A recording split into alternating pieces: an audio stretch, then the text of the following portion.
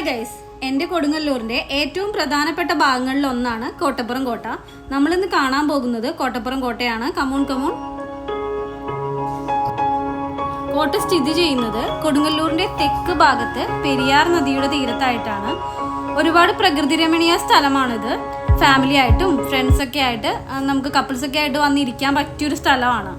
Evening വാക്കിനൊക്കെ ഇറങ്ങുന്നവരാണെന്നുണ്ടെങ്കിൽ ഇവിടുത്തെ evening ambience തന്നെ വേറെ ലെവലാണ്. ഫോട്ടോസൊക്കെ എടുക്കാനൊരു സ്പോട്ട് നോക്കുന്നവരാണെന്നുണ്ടെങ്കിൽ നമ്മുടെ കൊടുങ്ങല്ലൂർ മനോഹരമായ ഒരുപാട് സ്ഥലങ്ങളിൽ ഒരു സ്ഥലം കൂടിയാണിത്. ഇവിടെ ധാരാളം കൽപ്പടവുകളൊക്കെ ഉണ്ട്. ചെങ്കല്ല് കൊണ്ട് നിർമ്മിച്ച കോട്ടകളും അവയുടെ അവശിഷ്ടങ്ങളൊക്കെ നമുക്കിവിടെ കാണാൻ പറ്റും.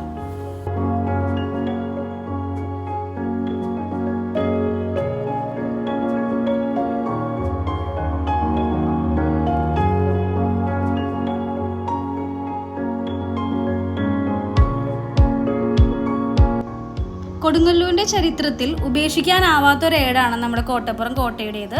ഇത് പോർച്ചുഗീസുകാർ നിർമ്മിച്ചതാണ്. AD 523 നിർമ്മിച്ചത്. അത് കഴിഞ്ഞതിന് ശേഷം ഇത് ഡച്ചുകാർ പിടിച്ചെടുത്തു. പിന്നീട് ഈസ്റ്റ് ഇന്ത്യ കമ്പനിയുടെ കീഴിലായിരുന്നു കോട്ട.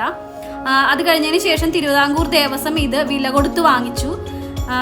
1909 നമ്മുടെ കേരള ഗവൺമെൻറ് ഇതൊരു സംരക്ഷിത മേഖലയായിട്ട് പ്രഖ്യാപിച്ചു.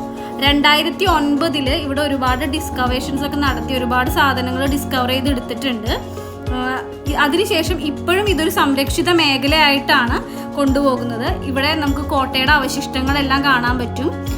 അതുപോലെ തന്നെ ഇവിടെ നിന്ന് ഡിസ്കവർ ചെയ്തെടുത്ത സാധനങ്ങളുടെ പിക്ചേഴ്സൊക്കെ വെച്ചിട്ട് നമുക്ക് ചെന്ന് അത് കാണാനും വായിക്കാനും ഉള്ള ഓപ്ഷൻസ് ഒക്കെ ഉണ്ട് അവിടെ.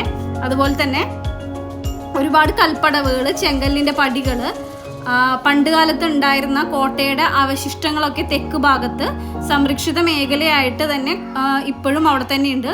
നമുക്കത് കാണാൻ പറ്റും.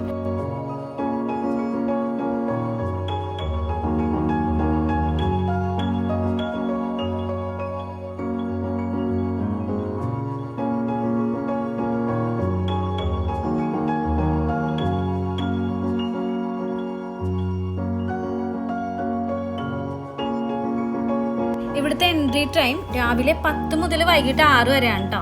അപ്പോൾ വരാൻ ഇഷ്ടപ്പെടുന്നവർ ആ സമയത്ത് വരാം. എൻട്രി ഫീ ഒരാൾക്ക് 10 രൂപയാണ്.